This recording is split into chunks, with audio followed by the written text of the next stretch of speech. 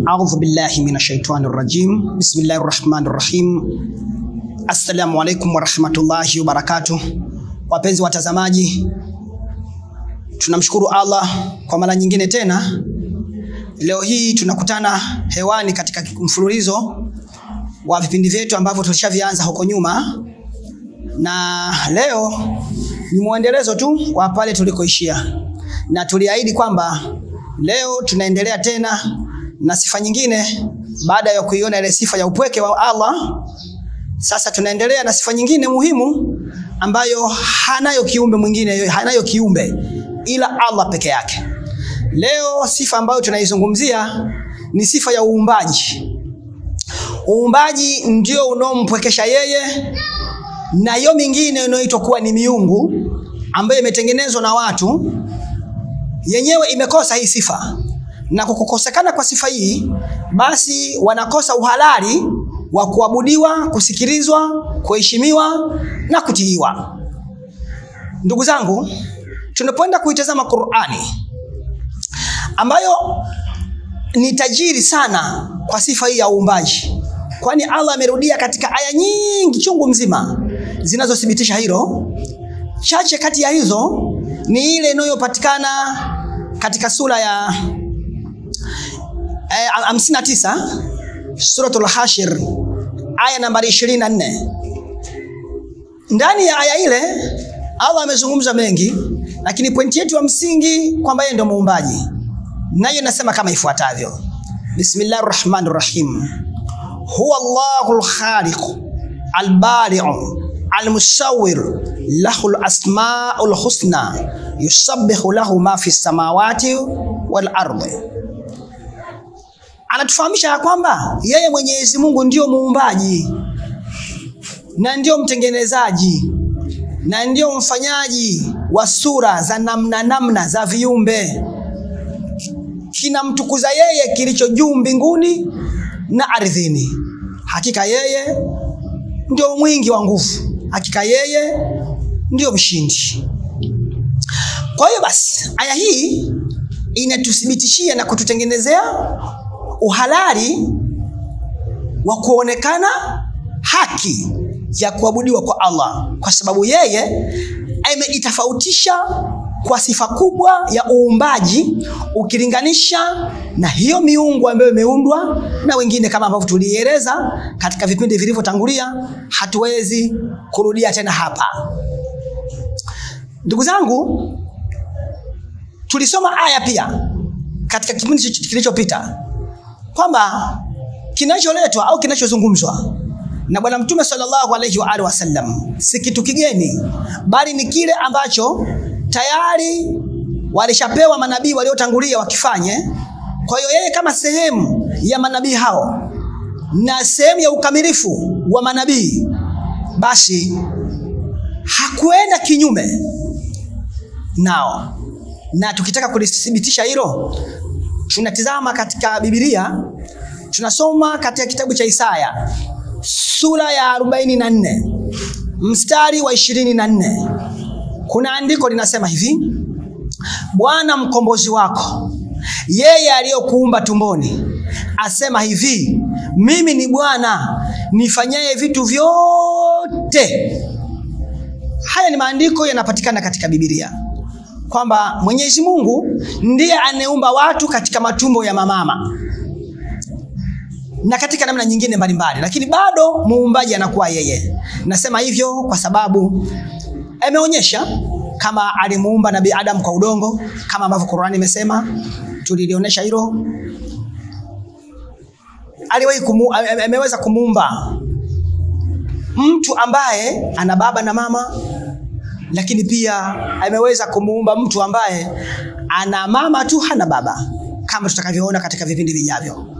Kwa hiyo ninachotaka kusema hapa, vitabu viwili vyote hivi vinaeleza ile sifa kuu ya kiumbe anapotaka kuabudu, azitafute sifa hizo kwa huyo anayemwamini ni muabudiwa wake.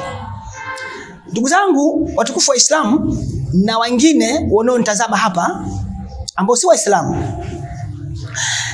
katika sura 96 aya ya kwanza suratul Alaq. Allah anasema hivi, Bismillahirrahmanirrahim, Iqra bismi rabbikal ladhi khalaqa khalaqal insana min 'alaq Iqra wa rabbukal akram alladhi 'allama bil qalami 'allama al insana ma lam ya'lam. Sadaqallahu al-aliyyul azim. Aya hii ndani kuna zungumziwa wahai wa mwanzo kabisa wa kupewa bwana mtume sallallahu alaihi wa sallam, kwa kuwa yeye aliletwa katika nyakati ambazo watu wanaabudia miungu mingi.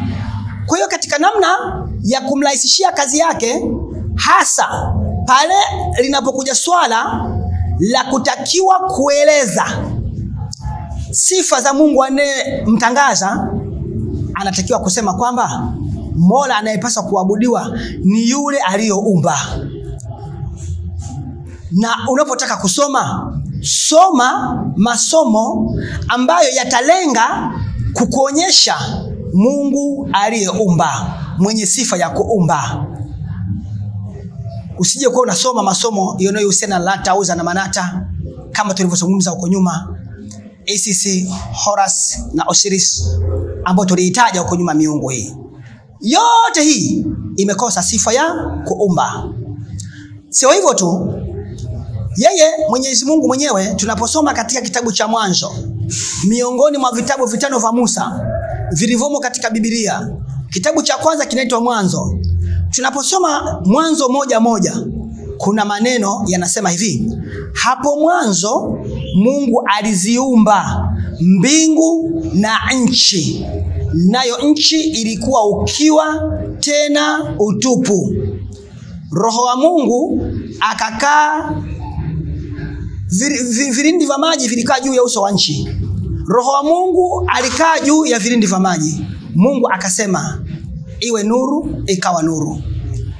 Anazungumzia ule uumbaji, lakini msingi wa aya hii tunataka kuzungumzia nani muumbaji, au nani mwenye sifa ambayo inastahiki huyu aabudiwe. Tunaona kwamba ni yule mwenye sifa ya kuumba. Huyu ndio mwenye haki ya kuabudu. Unaweza kuwa na Mungu wako, tumeona wako wanaabudia ng'ombe, wako wanaabudia mito, milima, watu wakidai kwamba wana nguvu za kutosha hao, na mambo mengine kadha wa kadha. Lakini Mwenyezi Mungu wa kweli anatafautishwa au anatofautika kwa sifa wasizo nazo hiyo miungu mingine.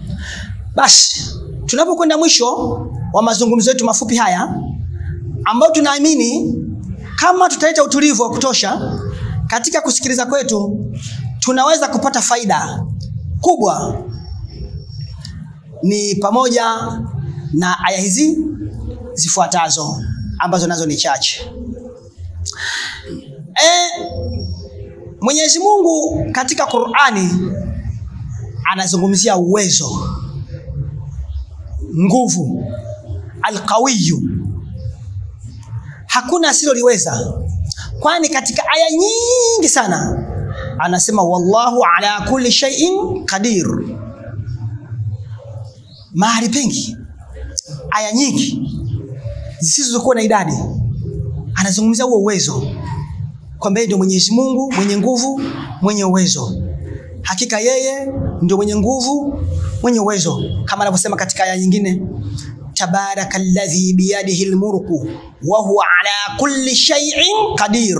Hii ni sura 67 aya ya kwanza, kwamba ametukuka yule ambaye mikononi kwake kuna ufarume wa kila kitu, mwenye uwezo. Aya hii pia unaweza kuipata katika kitabu cha Yeremia sura ya 32 mstari wa 27 ndani ya Biblia.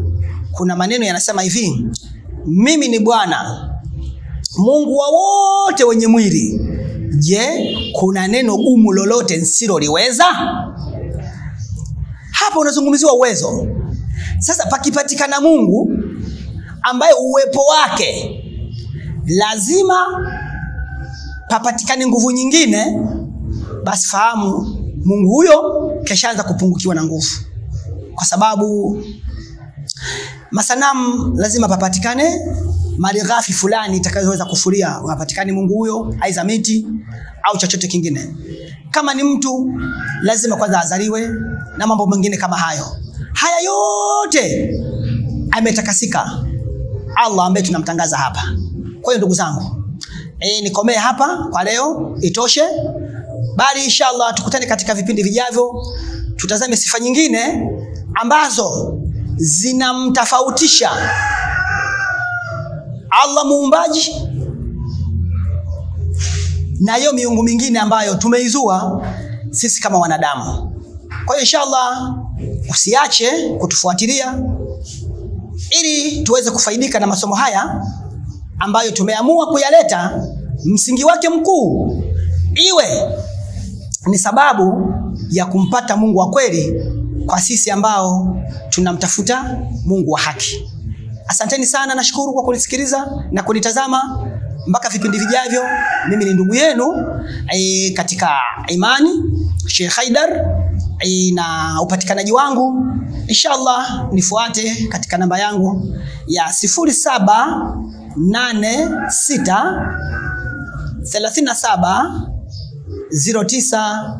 0786370919, na hii inapatikana hata kwa WhatsApp.